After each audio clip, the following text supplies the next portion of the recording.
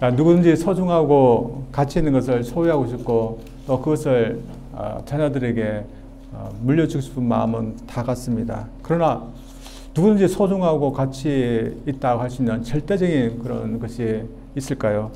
분명히 있습니다. 그리고 아브라함은 하나님과 동행하면서 믿음 생활하면서 그것이 무엇인지 알게 되었습니다. 그래서 자신의 자손들에게도 물려주기를 원했습니다. 그러나 자손들에게 그것을 다 물려줬게 되었을까요? 많은 자손이 있지만 그렇지 못하고 오직 이삭이라는 그런 자녀에게만 그것을 물려주게 됩니다. 그리고 그것은 우리의 모든 소중하고 모든 아름다운 것이 하나님으로부터 왔다는 것, 선물을 믿는 것이 가장 소중한 것인데 그것을 이삭만이 물려받게 됩니다. 저희들 알고 있을 때 이스마엘도 있었고 그리고 그두라라는 그런 후추를 통해서 6명의 아들도 있었습니다. 그러나 오직 이삭에게만 그것이 물려가게 됩니다. 이삭도 마찬가지였습니다. 이삭은 40세에 바담 아람에서 왔던 리브가와 결혼했습니다. 리브가와 결혼하고 자녀를 출생하고 자녀들에게 아버지로 봤던 그 믿음의 유산을 물려주기를 원했습니다. 근데 세월이 한 20년이 지나도 아이가 생기지 않았습니다. 아버지 같으면 그때 첩을 들여서 자녀를 생산했을 텐데 그렇지 않고 하나님께 기도했습니다. 그때 하나님께서 기도를 응답하시고 자녀를 주시게 됐습니다. 한 명이었을까요? 아니면 몇 명이었을까요? 쌍둥이 2명을 한꺼번에 주시게 됩니다. 참 그에게는 경사였을 거고 그리고 2명 다 그들에게 믿음의 유산을 물려주기를 원했을 것입니다. 근데 태에서부터 한 명에게만 그 믿음의 유산을 물려주게 됩니다. 그리고 그렇게 됨으로 말미암아 이 아이는 태에서부터 갈등의 원인이 되게 됩니다. 하나님이 태에서부터 이 아이만을 선택하셨기 때문이었습니다. 분명히 하나님이 이 아이만을 선택하셨다는 것은 참 세상의 그런 사람들에게는 불편한 것이고 또한 그들의 기준에는 반하는 것입니다. 왜냐하면 당시 세상의 기준에 따르면 하나님은 장자를 택하셔야 됩니다. 하나님의 차자를 선택하셔서 장자를 대신하게 하면 아니 되는 것이었습니다. 믿음의 가정, 이삭의 가정에도 하나님의 이런 선택하신 주관하심이 매우 불편했을지도 모릅니다. 저희들도 리브가에게 하나님께서 말씀하신 것처럼 이런 말씀이 우리에게 들려온다면 저들도 남에게 말하기가 참으로 힘들 것입니다.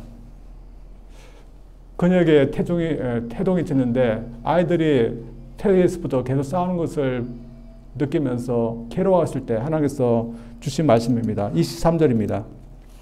여호와께서 그에게 이르실 때 두 국민이 내 태중에 있구나. 두 민족이 내 복종에 있어 나의 눈이라. 이 족속이 저 족보다 강하겠고 큰 자가 어린 자를 섬기라 하셨더라. 큰 자는 장자를 말하기에 장자가 차자를 섬기라는 것을 말씀하고 있습니다. 저희도 이런 말씀을 준다면 참 말하기가 참 힘들 겁니다. 그래서 리브가는 남편 이삭에게만 이 말씀을 전하고 남에게는 말하지 못했을 것입니다. 사실 오늘날 이 세상으로 사람들이 만들었던 어떤 기준, 체계가 있습니다. 그리고 어떤 시스템 안에서 살면 충분히 출세하고 충분히 잘 살 수 있다. 그렇게 말하고 있습니다. 그래서 하나님이 이 체계를 무시하고 들어와서 간섭하지 않아도 충분히 살 수 있다. 그렇게 하는 것들이 있습니다. 그러나 믿는 사람은 그렇지 않은 것입니다. 어떻게 보면 이 세상의 체계에 의했음에도 충분히 살 수 있다. 그렇게 믿고 살고 있는 사람 있다면 그는 애써했을 것입니다. 그리고 애써의 길을 걷는 모든 사람들도 그렇게 믿고 있는 것입니다. 그러나 이 세상에는 이 세계 체계대로만 살 수 없다고 말하는 사람도 있습니다. 다시 말해 이 세계 체계대로만 살면 절대로 장자가 될 수 없는 사람들이 있습니다. 따라서 하나님의 도우심이 있어야 희망이 있는 사람들이 있습니다. 저는 차자로 태어났던 이 요셉이 오직 하나님에게만 도우심을 두었을 때 희망이 있는 그런 사람이라고 믿습니다. 저들도 마찬가지로 하나님에게만 소망이 줄 수 때 희망이 있는 그런 사람이라고 믿습니다. 근데 이런 사람이 하나님께서 더 높이시고 또한 섬김을 받도록 하겠다. 태동에서부터 그렇게 말씀하고 있습니다. 따라서 에서가 아니라 야곱이 더 크게 되고 에서가 야곱을 섬기게 될 거다. 그렇게 선언했습니다. 다른 말로 하면 세상 체계에서 자연적으로 권력이나 힘을 가진 사람들이 아니라 오히려 그런 것이 없었기 때문에 하나님을 의지할 수밖에 없는 사람들이 더 커지게 될 거다. 그렇게 말씀하고 있습니다. 세상은 이런 말씀이 별로 좋지 않을 겁니다. 그러나 이렇게 된다는 겁니다. 왜 그럴까요? 하나님께서 그렇게 하도록 선택하시다는 겁니다.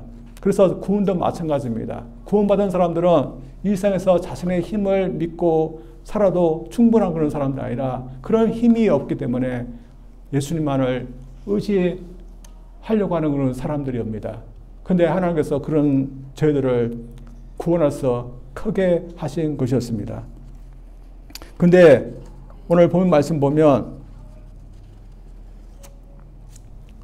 하나님께서 선택했기 때문에 이런 것이 발생했지만 또한 우리 사람에게도 이유가 있다고 말씀하고 있습니다. 다시 말해서 에서 스스로도 잘못된 길을 갔기 때문입니다.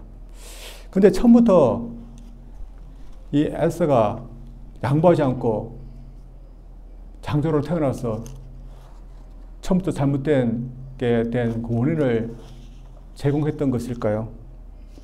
에서가 장조로 태어나서 잘못된 것은 아닌 것입니다.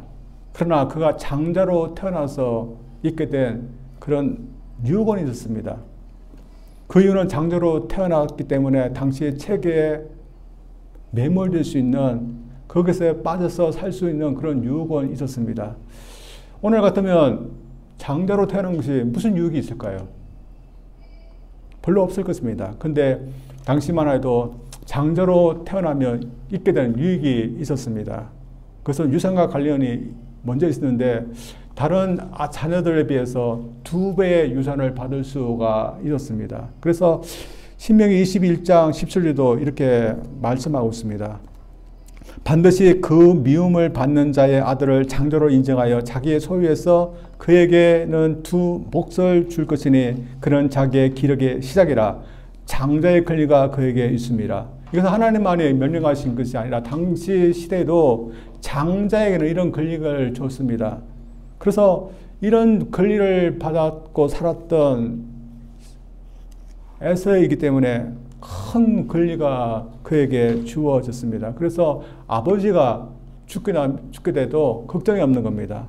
또한 아버지가 살아도 걱정이 없는 겁니다. 왜냐하면 아버지 이삭은 당시 부유한 집안의 족장이었기 때문입니다. 다음 장에 나오듯이 그에게는 수많은 종들이 있었고 또한 크게 농사를 지었습니다.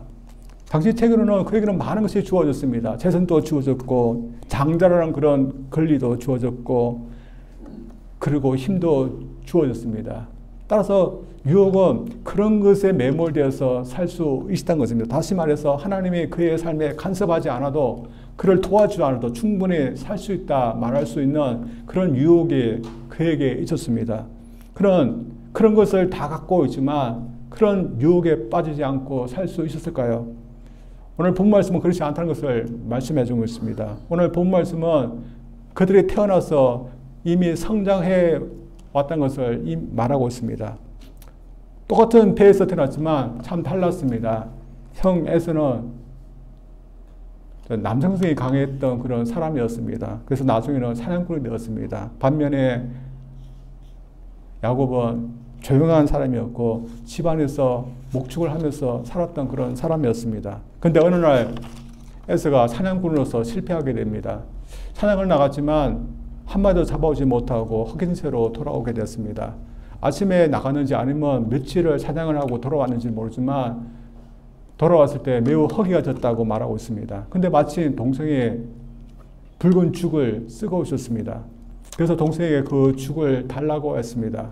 근데 성경은 그가 그것을 달라고 했다 그렇게 말하는 것을 말하지 않고 그것을 갖고서 언어의를 하게 됩니다.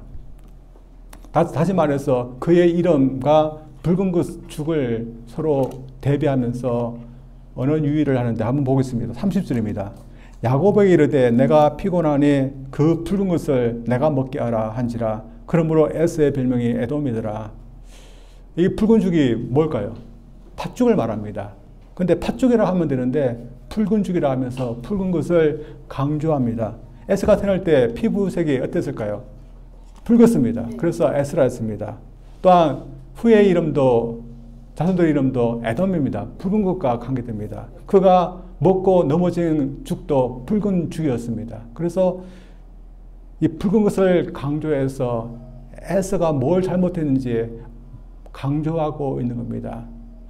이 성경 말씀은 에스라를 생각하면 뭘 떠오르게 했을까요? 붉은색을 떠오르게 합니다. 그래서 붉은 팥죽, 그걸 밖에 생각 안 했던 붉었던 피부를 가졌던 에서, 그렇게 떠오르게 합니다. 여러분을 누군가 기억하면 뭐가 떠오를까요? 근데 에서는 먹을 것밖에 몰랐던 사람으로 떠오르게 하는 겁니다. 참 먹을 것만을 귀하게 여겼던 이 에서가 참 잘못됐다는 것을 지적하고 있는 겁니다. 저들도 무엇이 중요한지 소중한 것이 분별하지 못했던 사람으로 이 에서를 기억하게 됩니다. 왜냐하면 그런 말도 안 되는 거래를 했기 때문입니다. 그가 허기해져서 동생에게 붉은 죽을 달라고 했을 때 야곱이 무엇을 거래하자고 했습니까? 놀랍게도 장작권을 거래하자고 했습니다. 장작권을 팥죽 한 그릇과 바꾸자고 한 이 야곱도 참 뻔뻔한 사람입니다. 왜냐하면 이 팥죽 한 그릇과 장작권이 비교할 수 없는 것입니다. 예를 들어서 오늘 바꾸면 이 야곱이 형이 가장 소중하게 여기는 그 비싼 외제 스포츠카와 그리고 그 형이 갖고 있는 그 아파트나 그런 집을 바꾸자고 말하는 것하고 똑같습니다. 여러분 만약 팥죽 한 걸 줄 테니까 그 비싼 차나 그러면 아파트나 건물을 달라고 한다면 여러분 동생이 어떻게 하겠습니까? 야, 미친놈 하면서 한 대 때리고 보내버릴 겁니다. 참 말도 안 되는 그런 거래를 한 겁니다. 그러나 그보다 더 소중하고 더 귀중한 것은 팔아버리고 대신에 팥죽 한 그릇을 먹게 됩니다. 그가 했던 이유가 나옵니다. 32절입니다. 에서가 이르되 내가 죽게 되었으니 이 장자의 명분이 내게 무엇이 유익하리요. 그가 내세운 것은 지금 허기져서 다 죽게 됐는데 이 장자의 명분이 무슨 소용이 있냐는 겁니다. 배고파 죽게 된 이상 장자의 명분은 소용없고 먹는 팥죽은 소용이 있다는 것입니다. 그가 정말 죽게 됐다면 장자의 명분을 팔고 팥죽을 사먹는 것이 맞는 겁니다. 그러나 배고픈 상황이지만 죽게 될 상황까지는 아닌 겁니다. 그런데도 불구하고 장자의 명분을 팔았다는 것은 그가 장자의 명분을 얼마나 경히 여겼다는 것을 알 수 있습니다. 그리고 그가 조금이라도 귀하게 여겼다면 그는 편하게 이 죽을 먹지 못했을 겁니다. 그러나 그렇지 못한다는 것을 계속해서 말씀하고 있습니다. 34절입니다. 야곱이 떡과 팥죽을 에서에게 주매 에서가 먹으며 마시고 일어나 갔으니 에서가 장자의 명분을 가볍게 여기게 됩니다. 너무 간단합니다. 아무런 가치감 없고 아무런 후회감 없이 그냥 먹고 마시고 그냥 가버렸습니다. 근데 에서가 왜 이토록 장자의 명분을 가볍게 여겼던 이유가 뭘까요? 장자의 명분한 것이 당장에는 유익을 주는 것이 아니기 때문입니다. 아버지가 돌아갔을 때 유익을 주는 것이지만 지금 당장은 유익을 주는 것이 아니기 때문입니다. 그가 미래를 생각했다면 아버지가 돌아갔으면 나에게 2배의 유산이 오는데 그것을 생각했다면 그렇게 쉽게 팔지 않고 소중히 여겼을 것입니다. 그리고 장자의 거는 하나님의 복을 받는 것보다 관계되었습니다. 본문에서는 차자의 야곱이 하나님의 복을 받았지만 보통은 장자들이 하나님의 복을 먼저 받게 됩니다. 어쩌면 그가 장자권을 팔지 않았다면 하나님의 복을 그가 받을지도 모릅니다. 그런 믿음의 가정에서 태어났고 믿음의 가정에서 자라났지만 세상의 길을 따랐던 전형적인 세상 사람이었기 때문에 이런 소중한 것을 경히 여겼던 것이었습니다. 사실 오늘날에도 믿음의 길을 가지 않는 사람들에게는 이 장자권과 같은 것을 귀하게 여기지 않는 것입니다. 현재 세상을 사는 데만 몰두하는 사람들에게는 이런 것이 귀한 것이 아닙니다. 당장 유익을 주지 않는 것은 귀하겠다고 생각하지 않는 겁니다. 그래서 하나님을 믿고 또한 하나님을 의지하는 것도 가치가 없다고 생각합니다. 왜냐하면 당장 나에게 하나님께 부르짖으면 도움을 줄 수 있다고 생각하지 않기 때문에 하나님께 부르짖는 것이 무슨 소용이 있느냐 하면서 귀하게 여기지 않는 것입니다. 사실 저들도 하나님을 도우심을 만으로 사용할 수는 없습니다. 저희도 하나님이 우리를 도와줄지 안 도와줄지 하나님께 있습니다. 이것은 에스도 그렇게 느꼈던 것입니다. 그래서 당장 배 볶아봐 죽겠는데 장자의 명분이 무슨 소용이 있냐고 했듯이 분명히 하나님의 도움을 구신을 구하는데 또 당장 이용할 수 있는 것도 아닌데 무슨 소용이 있느냐, 언제 도와줄 줄도 모르는데 언제 유익이 있냐, 그 가치를 경히 여겼을 것입니다. 그러나 야곱은 그렇지 않았습니다. 기다려야 했지만 하나님께서 도와주실 것을 믿었던 것입니다. 세상적으로는 에서가 야곱보다 더 많이 가졌습니다. 그리고 세상의 어떤 방법으로도 에서의 위치를 야곱이 뺏을 수는 없습니다. 욕심이 많았던 야곱은 하나님의 도우심을 받을 수밖에 없었습니다. 따라서 세상적인 욕심 때문이지만 하나님의 도우심을 받았던 야곱에게 하나님의 도우심을 바란 것이 아무런 소용이 없었던 것일까요?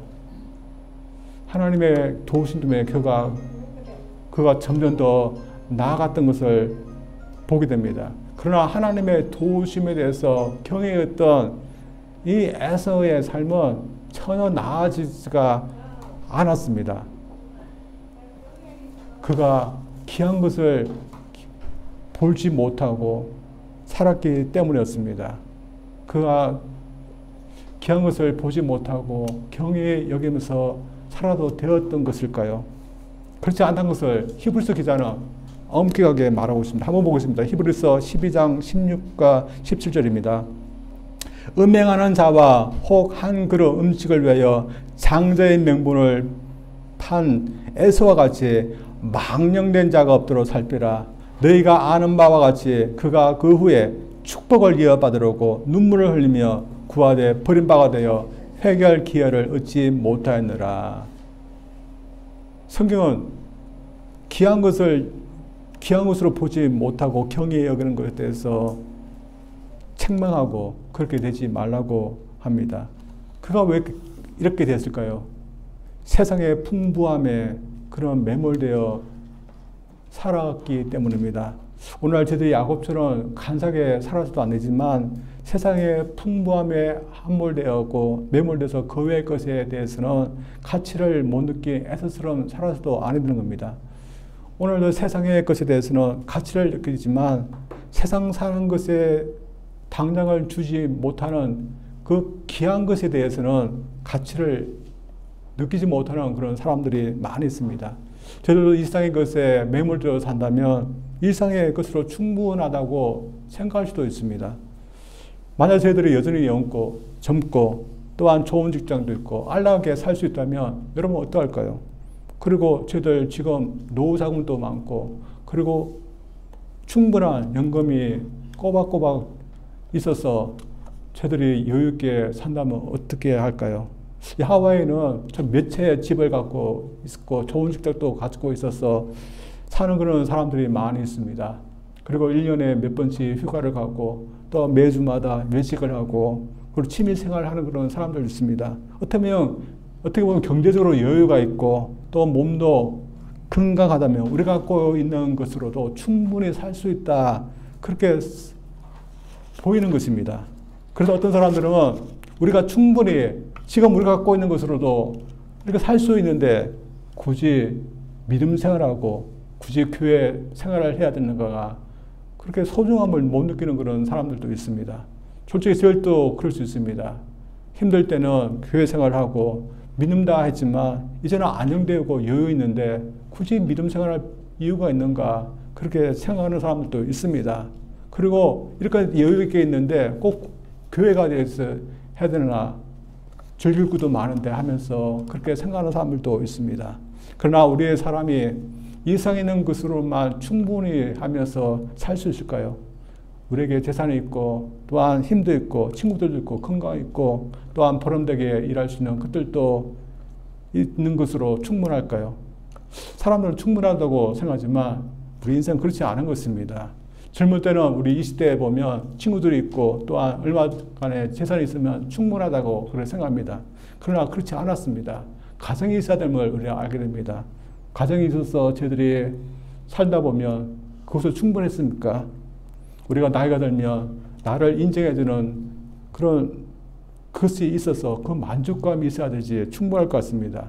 그러나 그것으로 충분할까요? 저희들이 이제 연세가 나이가 들고 또한 병이 있어서 늙게 되면 우리는 건강이 필요하다는 것을 느끼게 됩니다. 그러나 우리 인생이 이것만으로 충분하지 않습니다.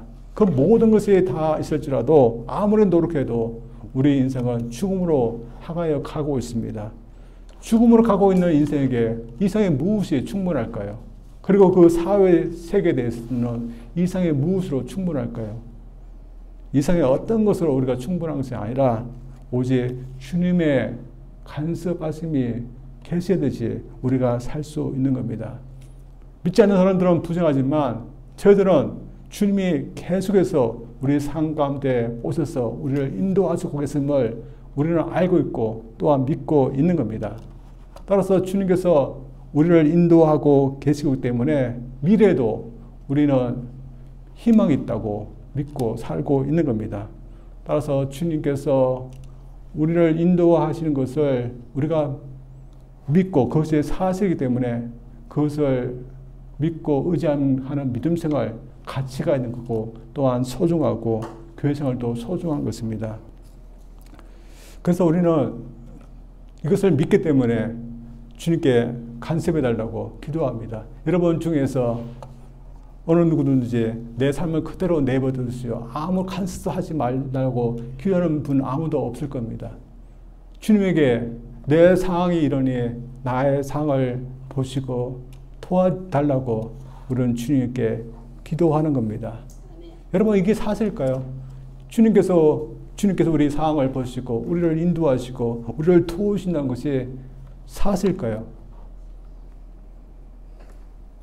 믿지 않는 사람들은 세상에 그런 것이 어디 있냐고 말하지만 그러나 그것이 사실이기 때문에 믿음 생활이 소중한 것입니다. 따라서 모든 사람들은 다 가치가 있는 것에 다 투자를 합니다. 여러분 우리가 주님을 믿는 것이 소중하기 때문에 우리는 이곳에 나와서 예배를 드리고 믿음 생활을 하려고 하는 겁니다. 여러분 마태복음 보면 예수님께서 비유를 들었는데 밭에 보화가 있는 것을 어느 사람이 밭을 갈다가 발견하게 됐는데 자기 땅이 아니기 때문에 그 보화를 얻기 위해서 자신의 모든 재산을 다 팔아서 그 보화를 얻었다는 그런 비유가 있습니다. 근데 그 보화를 누구만 알았을까요? 오직 그 사람만 알았던 겁니다. 그 사람은 알았기 때문에 모든 것을 다 투자했던 것입니다. 여러분, 이 에서는 저희들이 보는 것을 보지 못한 그런 사람입니다. 여러분, 우리는 저 천국이 보기 때문에 또한 주님께서 우리와 함께 하고 계신 것을 그 역사하심을 우리는 보기 때문에 이 믿음 생활하는 것이 참 소중하다는 것을 우리는 알고 있습니다. 그래서 여러분, 우리가 보기 때문에 천국이기 때문에 여러분 믿음 생활하는 것이 참 소중하다는 것을 여러분 말하면서 우리가 살 수 있기를 원합니다. 여러분, 우리가 언젠가는 이 세상을 떠나게 될 것입니다. 그때 우리가 참 소중한 것을 위해서 투자했다. 그렇게 말씀할 수 있는 그런 저희들 분명히 될 줄 믿습니다. 그래서 여러분이 내가 소중한 것을 위해서 지금 투자하고 있다. 그렇게 믿고 살 수 있기를 원합니다. 참 이 에서를 보면 참 답답한 사람이라는 것을 우리가 알 수 있습니다. 솔직히 저는 에서가 좀 마음에 좀 안타깝습니다. 왜냐하면 에서도 맏아들이고 저도 맏아들입니다. 그리고 또 성격도 보면 덜 사람인데 저도 밖에 나가는 덜 사람입니다. 그래서 저와 비슷한 사람인데 하나님은 에서를 좋아하지 않았습니다. 왜 그랬을까요? 참 귀중한 것을 분별하지 못했던 세상 사람이었기 때문입니다. 저들도 그럴 수 있습니다. 저들도 세상으로 충분하다. 그렇게 되면 에서처럼 살 수가 있지만 저는 소중한 것을 볼 수 있는 그런 눈이 있는 사람이라고 믿습니다. 따라서 저들이 하늘을 보고 천국을 보고 주님을 바라면서 이 믿음 생활에 소중한 것을 저들을 믿기를 원합니다. 제가 오랜만에 새롭게 하셔서 그 간증 프로그램을 지난주에 봤습니다. 봤는데 시각 장애를 갖고 있는 목사님 부부가 나오셔서 간증을 하셨습니다. 근데 이 분들이 모두 살아가면서 학대와 또한 편견을 많이 당하셨는데 특별히 사모님이 많이 학대를 많이 당했습니다. 특히 아버지부터 학대를 많이 당했습니다. 아버지가 이 장애를 갖고 있는 딸을 낳고서 학대를 했는데 어떻게 학대를 하면 너만 없었다면 우리 가정이 행복했을 거다. 근데 네가 태어나서 이 가정이 이렇게 됐다 하면서 학대를 하는 것이었습니다. 이 사모님이 믿음 생활을 하게 되는데 이 아버지 때문에 참 믿음 생활을 하는 것이 참 소중하고 기쁘다는 것을 경험하지 못했답니다. 왜냐하면 하나님 아버지도 자신의 아버지와 같을 거라고 생각하기 때문에 엄격한 아버지. 그래서 내가 믿지 않으면 지옥에 보이기 때문에 어쩔 수 없이 믿게 됐답니다. 엄밀히 말해서 하나님 주님을 믿는 기쁨도 또한 가치도 발견하지 못한 것이었습니다. 근데 이 사모님이 찬양을 잘해서 찬양단에서 활동을 했는데 어느 날 자신이 부른 그 찬양 가사를 때문에 자살을 결심했던 어떤 자매님이 위로를 받고 또한 힘을 내서 새롭게 살겠다. 그렇게 하면서 자신에게 왔다고 고백하는 것이었습니다. 그 가사가 뭔가 하면 주님은 내 이름 아시죠? 그럼 믿음 없이 그렇게 했던 찬양인데 어떤 자매님은 이것이 하나님의 자신을 위로하는 그런 글로 들렸다고 합니다. 참 이 사모님이 이 자매님보다 자신이 더 놀랐다고 합니다. 믿음 생활은 아무 의미가 없고 소중하다 하지 않았는데 이 믿음의 주님이 어떤 사람은 이 가사를 통해서도 역사하셔서 위로하시고 그를 완전히 변화시키는 것을 보면서 주님이 역사하시고 살아계시는구나 보게 됐고 그로 인해서 믿음 생활이 소중하게 됐다고 합니다. 저희들도 우리가 믿고 있는 주님이 실제로 우리를 인도하고 계심을 우리는 믿습니다. 또한 저들이 기도할 때 실제로 주님께서 우리를 보시고 응답하고 오심을 우리 믿습니다. 또한 실제로 주님이 약속하시듯이 우리는 구원으로 가고 있고 실제로 언젠가 천국에서 구원이 완성되는 것을 보게 될 것입니다. 이 모든 것이 실제이고 우리 눈앞에 놓여져 있는 것이기 때문에 저들 이것을 바라보면서 또한 약속하신 주님을 의지하면서 사는 이 믿음 생활 우리가 소중하다고 저들 믿기를 원합니다. 그래서 이 소중한 것을 위해서 저들 힘쓰고 또한 투자하는 것 저들 기쁘게 하면서 살 수 있는 저들 되기를 주님 이름으로 축원드립니다. 기도합니다. 하나님 아버지 감사합니다.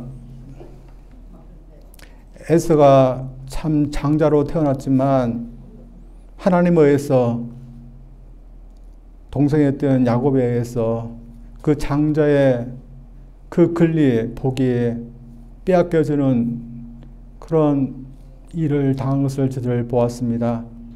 하나님의 무조건적인 그런 선택이었고 섭리였지만 에서의 그런 분별 없음 또한 세상의 길로만 가고자 하는 믿음 없는 그의 마음에 그것을 자초했음을 저들 보았습니다.